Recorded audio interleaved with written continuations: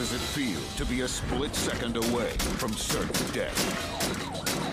To stare down the barrel of a loaded gun on the most dangerous day of your life.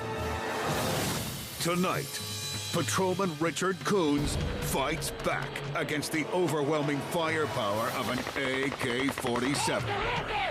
I know I'm in really, really bad trouble now.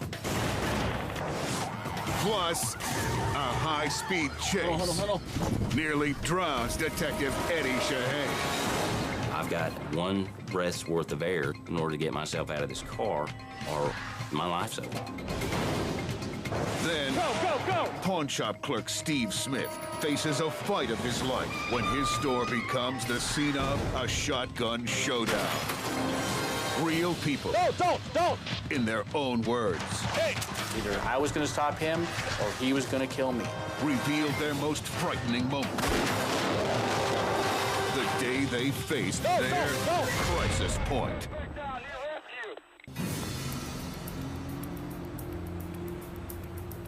Richard Coons has been a patrolman for the city of Schertz, Texas, for a little over 7 years. I like helping people. I like making a difference in someone's life. I actually had a hope that I would be able to have a whole career in which I wouldn't have to shoot anyone. Can I see your driver's license, proof of insurance, sir? But March 3rd, 2005 changed everything.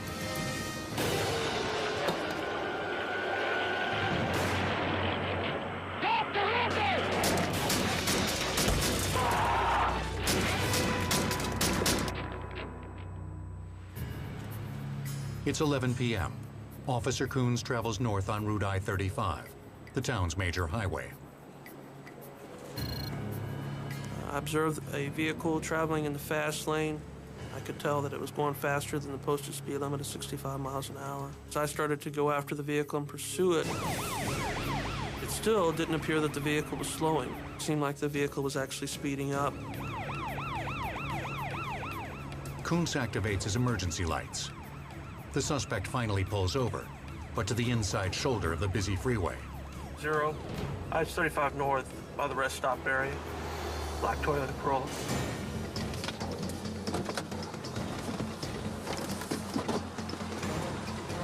When I approached the vehicle, I touched the rear driver's side corner. You do that in case something happens to you. It does show that you were actually there. Went up, I contacted the driver. Hello, sir. I'm Officer Coons with the Schertz Police Department.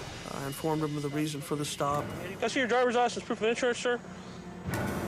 The driver appears to reach for his wallet, but then... Out from the darkness, I saw the barrel of the gun. The barrel looked this big, the size of a basketball. At that point, I remember the sheer horror I had in my mind and thinking that I'm going to die right now.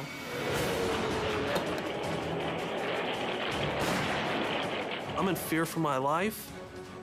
The only thing I can do right now is run. Whenever someone's firing at you, you want to put as much distance and as much material between you and them. You do not want to be in your patrol car when someone's firing at you. Your patrol car is your coffin. Coons reaches the rear of his patrol car and radios for backup.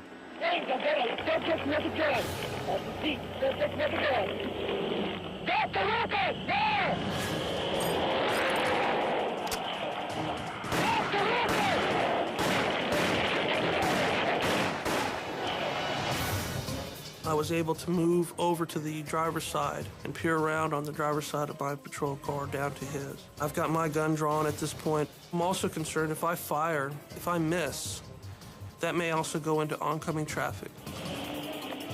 But Officer Coons has no idea how bad things are about to get. Now I see the barrel of an AK-47 coming out.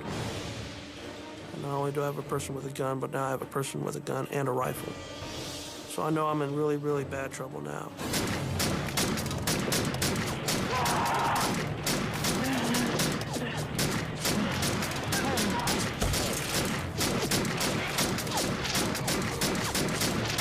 I know that a rifle is a lot more powerful than a handgun. I know a rifle round could go right through a car. Coons crouches for cover as the shooter unloads a hail of bullets. I hear all the glass hitting the ground, everything shattering. All I'm thinking of is, when's that first bullet gonna hit me? And is it gonna kill me? And there's 1,000 thoughts going through your head at that time. I'm thinking of my wife, and I'm thinking to myself, I'm not gonna make it. But then, a pause. Just enough time for Coons to return fire.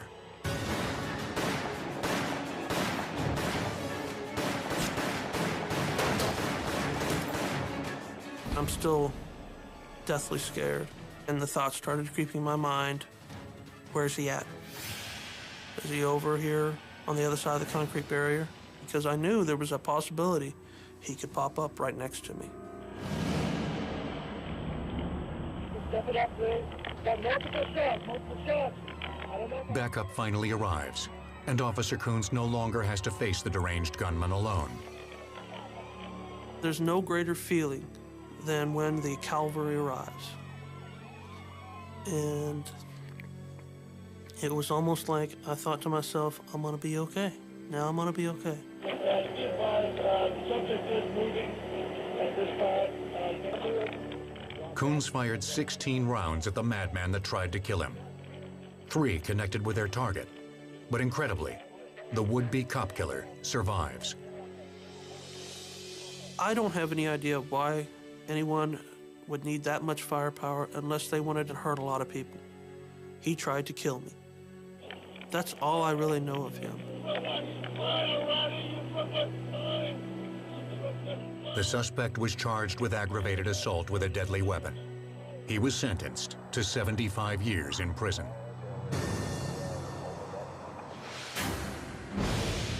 It's not easy to manage being scared. All you can do is try to keep it from taking you over.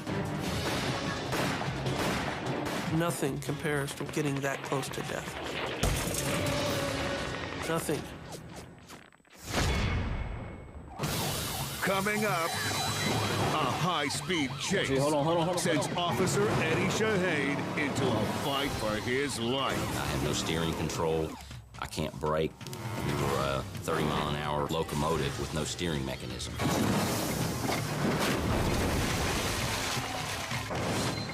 And later, 75 and a 50. a trooper makes a routine traffic stop. You never can let your guard down because there's unexpected things that could happen. And the night turns deadly when he gets slammed. It was the most horrific night I've ever encountered in my life. Next on Crisis Point.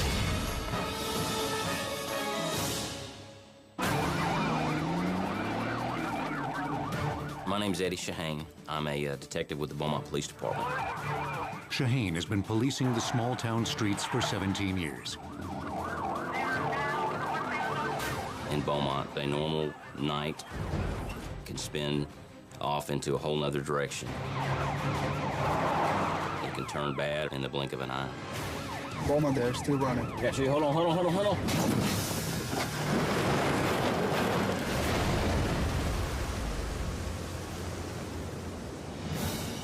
Shaheen and his partner Chewy Tamayo patrol the side of town that's busy with convenience stores. On that particular night, I was a passenger in the car, and we noticed the subject running out of the store with something in his hands.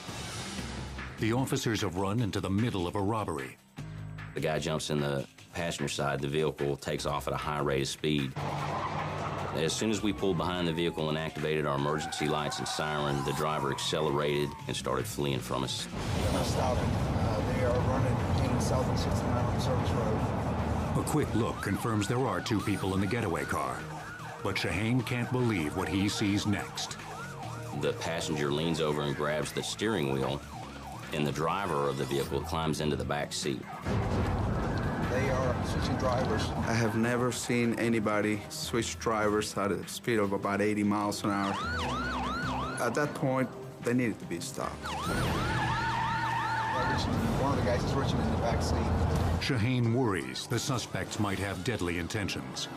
The first thing that was going through my mind as this guy's climbing into the back seat, is he going for some type of weapon that may be in the back? Is he fixing to start trying to shoot out the rear of his vehicle and take us out? I can't tell what he's doing. They were not stopping. And by this time, we already had several other agencies assisting us with the chase. As these cars started coming in around him, the suspect cut down this levee road. Shaheen knows there's no room for error on the narrow levee road. They're not much wider than a standard motor vehicle. And after that, it's water on both sides. If you make a mistake, you're going to end up in water over your head. The bad guy starts running over metal cattle guard gates. And since he was in an SUV, he's able to just run these gates over, and patrol vehicles aren't designed for that. And the third gate popped up and caught the front end of our patrol car just right. Got you. Hold on.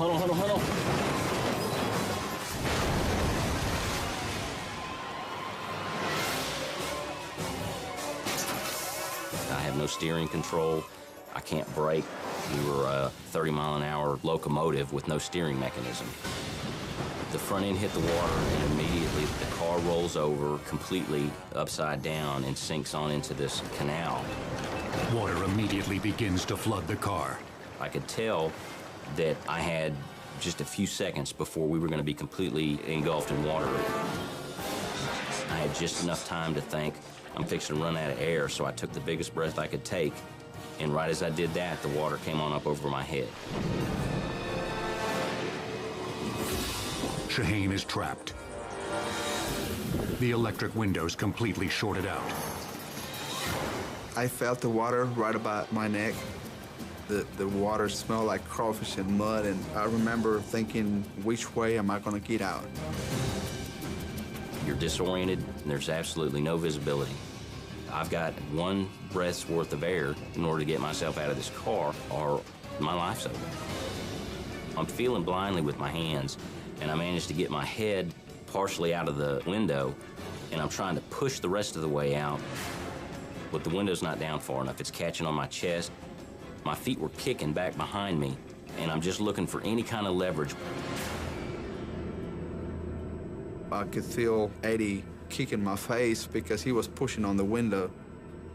And I remember praying, please let us get out of here alive. The next thought that crossed my mind was, I wonder if my pistol will fire under the water because I'm fixing to shoot this glass. Right as I'm thinking that driver's window popped, it shattered, and I was able to go ahead and swim out and come up to the surface and catch a breath of air. Within an instant, I realized that my partner wasn't on the surface with me. I was just trying to find a place to climb out, but I couldn't see. I didn't know which way was up or down. That's when I realized this can be it for me. I hollered, Chewy's not up yet. And that's when Chewy's head popped up. We got your ass. The second I saw my partner's head surface, that was when the wave of relief just flowed over me. Nice job. Just sit right there. Although the bad guys may have got away that night, we have some detectives that went out and were able to track those guys down. The petty thugs are charged with a felony, evading police. No amount of training that you get is going to prepare you for every scenario that may pop up. I remember thinking, I'm not going to die like this. I have to get out of here. There's a lot of emotions that go through your mind when something like that happens, and I definitely didn't want it to end with me not being able to go home and give my kids a hug that night.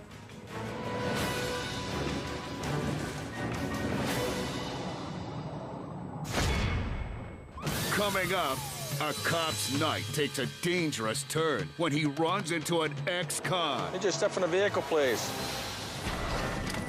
This is going to go bad. No, don't!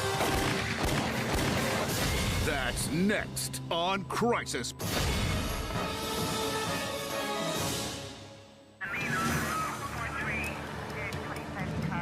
Detective Mike Barth has been with the Boulder City, Nevada Police Department for almost 15 years. I served in the Coast Guard Reserve in Kuwait and a little bit of time in Iraq. I would say it was kind of ironic that having come back home from a war zone, September 30th, 2005 in Boulder City was the most dangerous night of my life. Don't!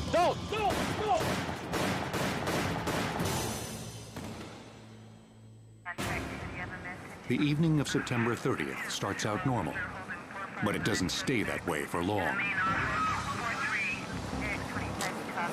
It was a little before 8 p.m., and I saw a red car pull off of a side street. It made a wide right turn and looked like it almost struck a parked car. Officer Barth suspects he's dealing with a driver that's under the influence of alcohol or drugs. There's something telling me that there's just something wrong with this car.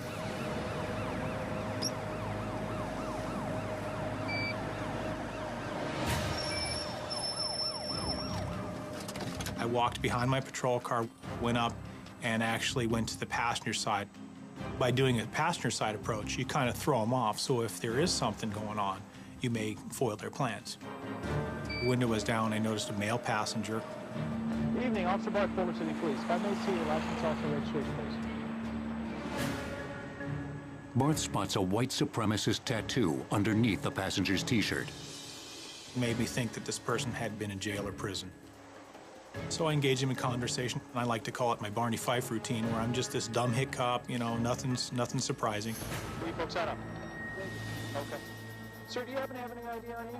You don't? Okay. No ID. Nothing out of Nevada? No, I'm from Ohio. Okay, do you have Ohio ID then? No, I don't even have Ohio. I have no ID. You've never had a driver's license? Never had a driver's license in my life. Huh, okay.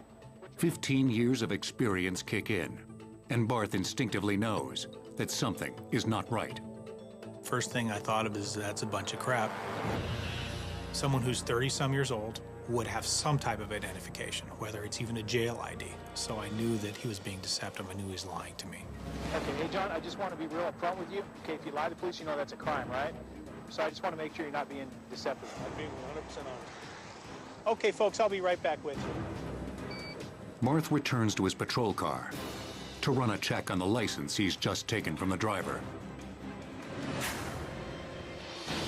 Control 259 wants Nevada DL check. And the driver came back with really nothing substantial, no criminal history. And then I also asked for the passenger's information. Common spelling, first of Jonathan. 10-4, I got Ohio back, he's negative there. When a check of the passenger's home state comes up blank, Barth suspects he's been given a fake name. This could mean trouble, and he radios for help. Control 259 and code 4, if I can get a backup unit. I'm thinking, well, he's lying. You know, maybe there's warrants, maybe there's some drugs in the car. But never did I really think at that time there was any kind of gun involved.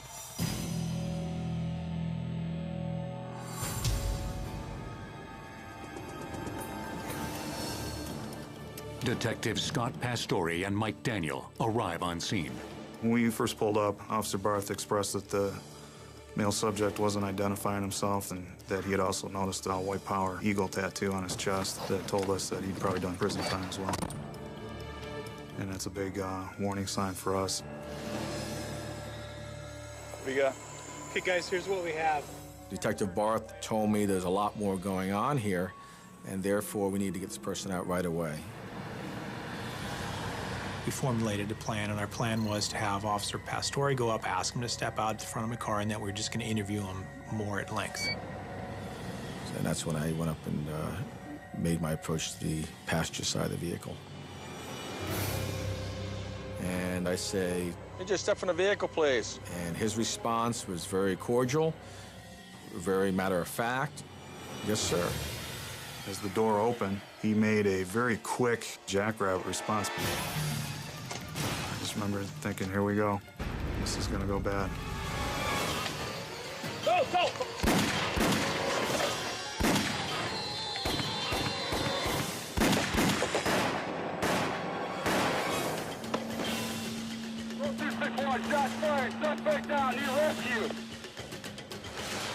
Detective Scott Pastore is the first to react. I saw the suspect pointing the gun down towards the patrol vehicle, and I realized, oh my God, Detective Daniel's in the path of that firearm, and I need to do something quick.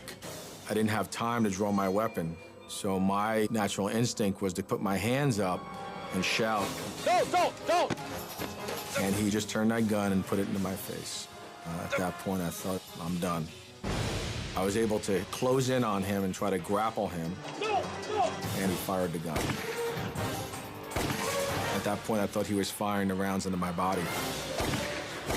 And I remember seeing the muzzle flashes, and I remember seeing they were about this long. Detective Daniel finds himself only inches away from death. Not only could I see the gun firing, but I could feel the bullets going by.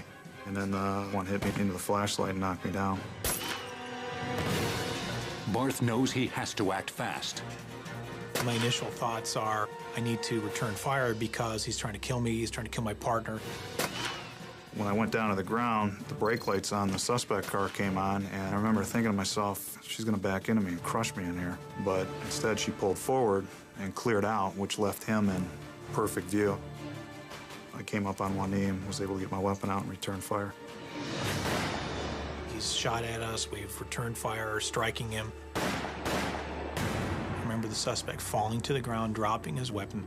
I kept my handgun on him, and I realized that Scott Pastore was on the ground.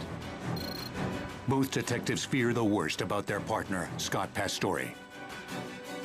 I got on the radio right after I stopped firing. 261, shots fired, suspect down, need rescue. And then I ran down the street, too, because I realized the driver had pulled into a parking lot and stopped and was sitting there. And I'm like, okay, now we got another problem because that's a big unknown down there. Get out of the car. Put your hands on your head. So while I'm covering him or holding my handgun on the suspect in case he's still a threat to us, I remember reaching back and feeling Scott's chest area to see if there's any blood or anything like that. Are you okay, Scott? I don't know.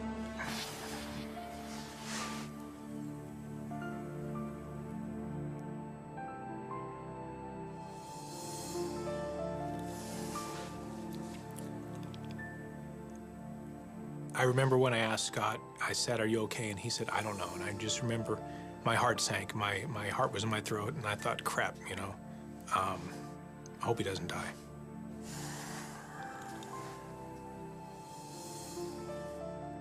I laid there not knowing if I'd been shot, and if I had been, I need to stay still until paramedics get there.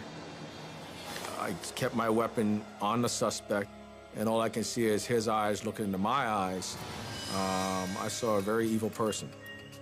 I saw a person that if he can reach for his gun, he would have reached for it and tried to shoot me. Paramedics showed up on scene. All three officers were not shot, were not killed. That's very rare. And I couldn't believe that I wasn't shot. I could still hear the slide of that gun to this day in the back of my head. It's very unusual for all the good guys to prevail in a situation like that.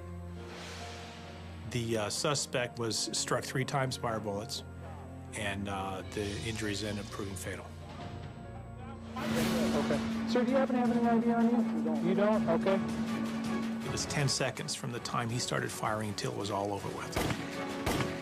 The longest 10 seconds of my life.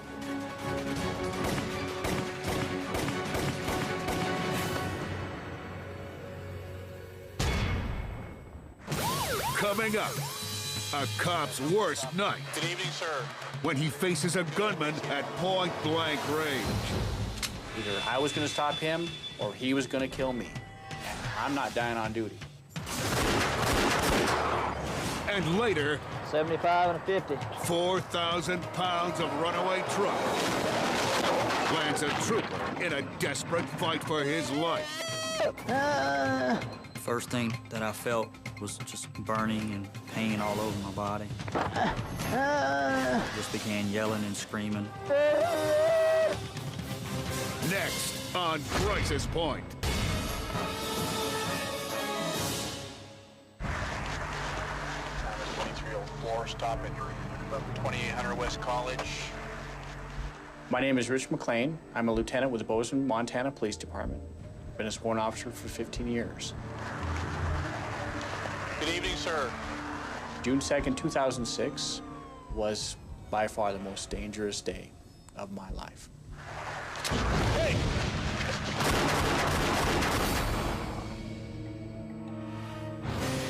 9213 18th Avenue South. Officer McLean's wife, Rhonda, joins him on duty for the night. 40, 42. All right, let's go stop her. Our department offers a ride-along program for family members. Rhonda was scared about me out there dealing with the unknown. Watch that mirror there, would you, while I go up there? Being a cop's wife has its drawbacks. I was worried and fearful when he would walk out the door. Is he really in danger? Is he not? Have you had anything to drink tonight? Part of the reason I wanted her with me was to demonstrate and show her that there's nothing to be worried about. Well, then something happened to change that. McLean clocks a truck traveling 53 in a 45-mile-an-hour construction zone. He activates his lights and takes pursuit. This driver was really slow to getting to actually stop. And I'm thinking, looks like we got a drunk. A quick call to dispatch tells McLean this driver has a prior record for trouble. There were several alerts for violent tendencies. I mean, this was not a good person. McLean notices the driver's head darting back and forth toward the side view mirror. I don't know what that means. I don't know if he's drunk. I don't know if he's got other ideas in his head. 2800 West College, 53 and a 45. Then I saw and heard something that changed the day. Good evening, sir. Good. May I see a driver's license, please? Hey!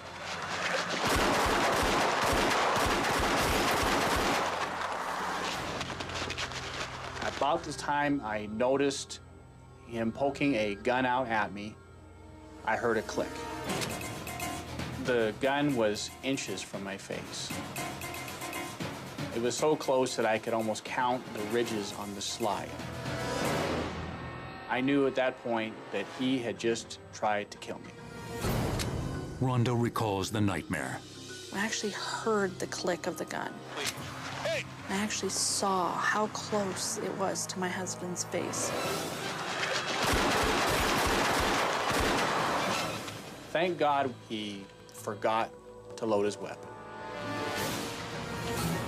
And when he realized his mistake, when he heard the same click I heard, he tried to correct it by trying to reload that weapon.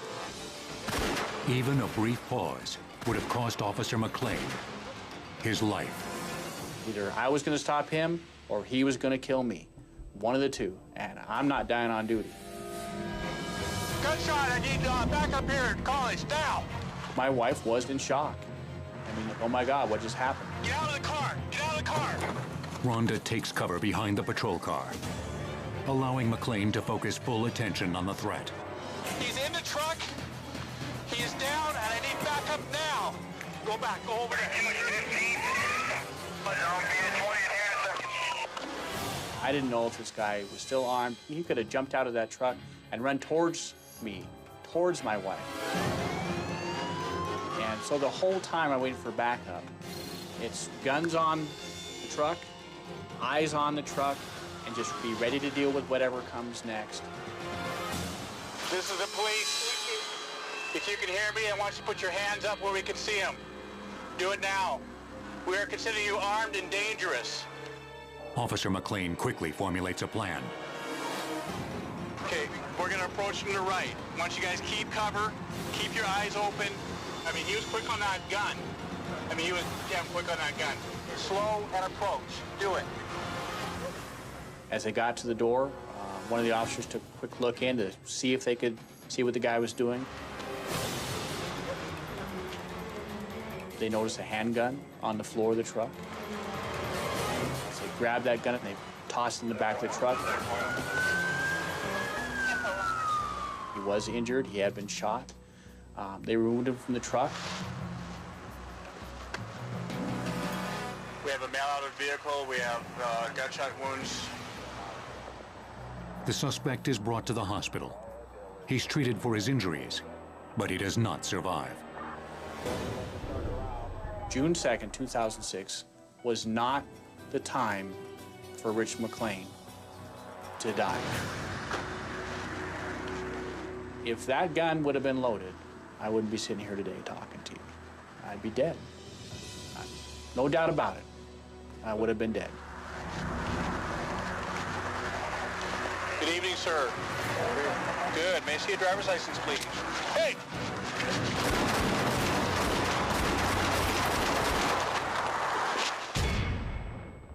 Go, go, go! Coming up, the day turns to terror when gunmen blast apart a pawn shop. I never felt so close to death before in my whole life. Next on Crisis Point.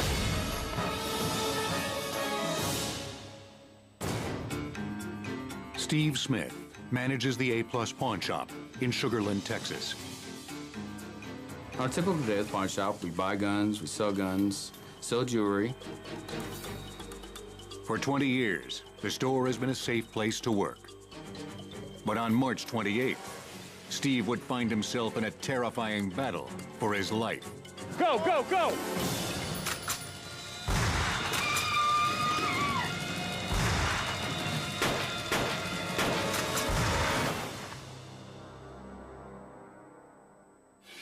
The pawn shop has been in the Smith family for 2 generations. Despite many years without incident, Steve knows that you can never be too safe. Best thing my father ever taught me was to keep an eye on people coming into the pawn shop.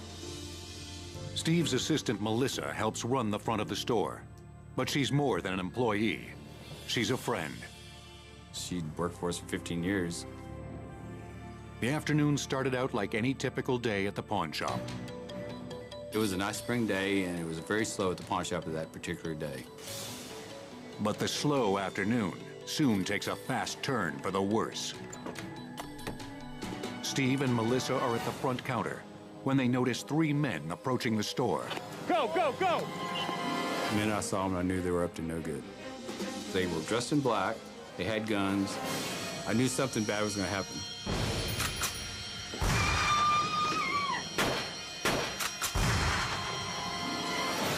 Within seconds, the gunmen burst into the store and unload a barrage of bullets. I never felt so close to death before in my whole life. One had a 12-gauge shotgun, one had a 9mm handgun, another one had a .40 caliber handgun. They all were loaded to the max. They planned on killing us. Steve snatches a .38 special that he keeps beneath the counter. First thing that went through my mind was just grab the gun. Thank goodness I did, because the next 3 seconds was the scariest of my life. The lead gunman's first shot strikes Melissa. She falls to the ground while Steve takes cover. Gunshots sound like cannon blasts. I knew they meant business. Things happened so quick I couldn't think at all. One actually hit about 2 feet above my head where I was ducking at. If I hadn't ducked, the blast would have taken my head off. I just reacted as fast as I could. I just stuck my hand above the counter and just started firing. I felt it was my duty to protect us and defend our store. I wasn't going to let these guys get away for anything if I could help it. Steve fires off every round of the revolver. I had 5 bullets in that gun. One shatters the glass of the storefront's window. My heart was racing pretty good. I thought for a while I might die. Without missing a beat, Steve slides down the counter, grabbing a second loaded pistol. He takes aim, but can't believe what happens next. They came in approximately halfway through the pawn shop. Felt the bullets whizzing by them and the glass breaking, and they realized they weren't going to get out without a fight. They stopped in reverse and went the other way. Steve frantically dials 911. His father, Russell, hears the shots from the back office and springs into action. He heard the shotgun blast. He comes out of the back with his rifle like a cavalry. Russell charges out of the store after the fleeing gunman. I had mixed feelings when my dad ran out, but I wanted him to protect us too.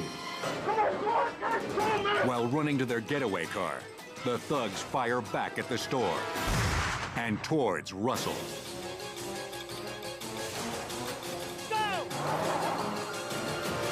Thankfully, he returns unharmed. But the nightmare inside is far from over. I thought it was all over, but I couldn't be more wrong.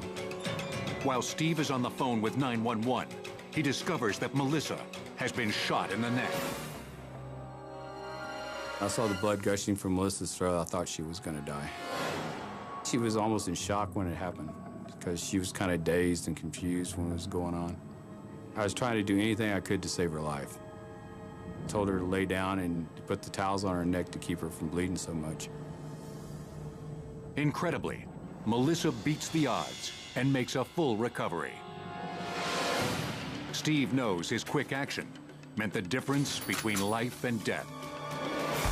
I believe that particular day I saved all three of our lives. If I'd been 1 second slower, I'd probably be dead now.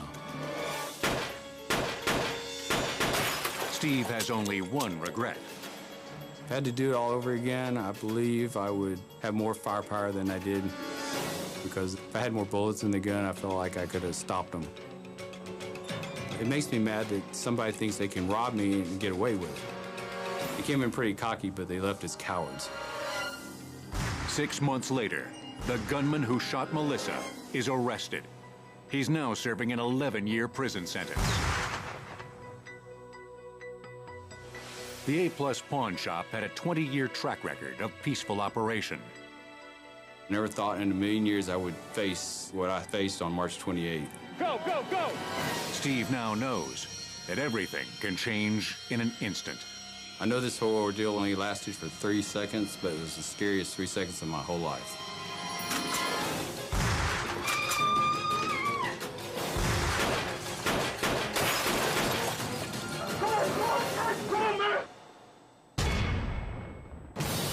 $75 and a 50.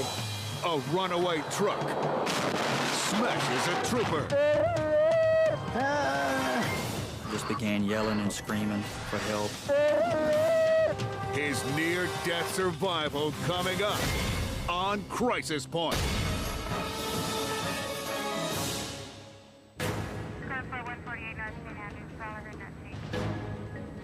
My name is Robert A. Harrison.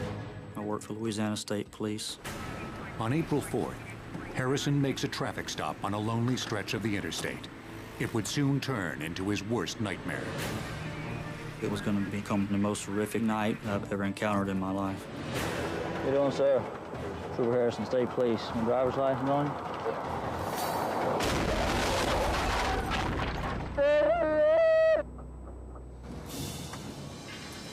Day 17, yeah, I-10 eastbound. I started my shift at 6 p.m. that evening. Day 17, Trooper. And made a couple traffic stops. 10 eastbound. I had clocked a speeder that came over the overpass. The speed limit was 45 miles an hour, and I had clocked him coming 75 miles an hour. I pulled this subject over onto the shoulder, approached his vehicle with caution. How you doing, sir? Trooper Harrison, State Police. Your driver's license on you? Took a split second to look over my right shoulder at the traffic passing behind me. There was no traffic coming, so I turned my attention back to the driver. Last thing I remember is shining my light on his hands.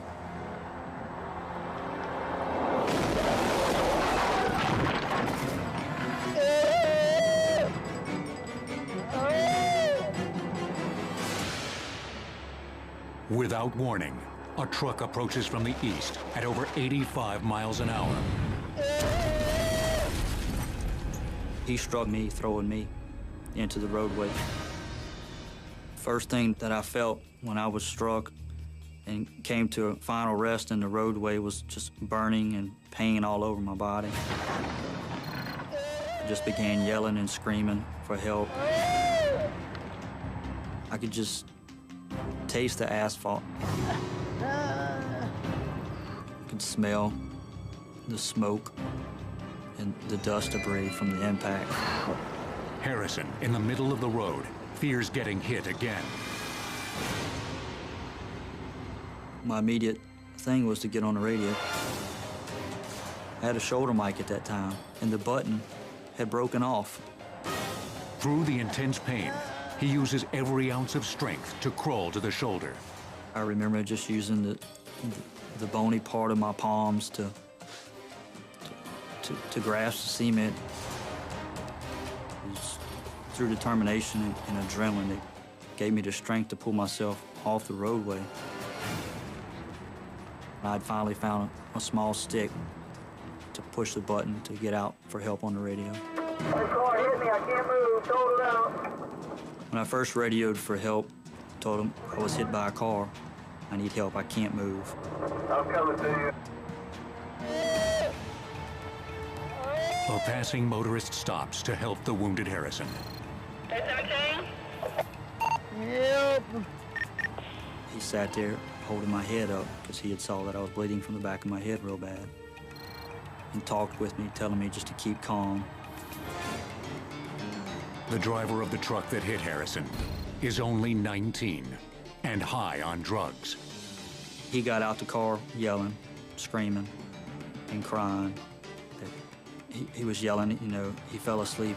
I fell asleep. I was going 70 miles an hour, got a head-on collision. I kept praying. I was like, you know, Lord, why me? You know, please don't take me from my family. This is not how I imagined leaving this earth. From the moment I was hit by the truck to the moment that help arrived, it was around 2 minutes. They were the longest 2 minutes of my life. The punk that hit Harrison is charged with possession of marijuana and first-degree vehicular negligence. It's very seldom that someone would return to work a year and a half later with an accident to this severity after 6 surgeries and, you know, numerous therapies.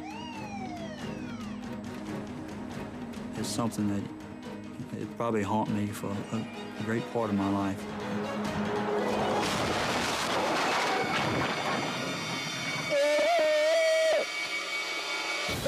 Don't! These are the true life stories of people who survived their most terrifying. I can still hear the slide of that gun. Most dangerous. All I'm thinking of is, when's that first bullet gonna hit me? Most desperate moment. Your driver's license, please. You've just witnessed. Crisis Point.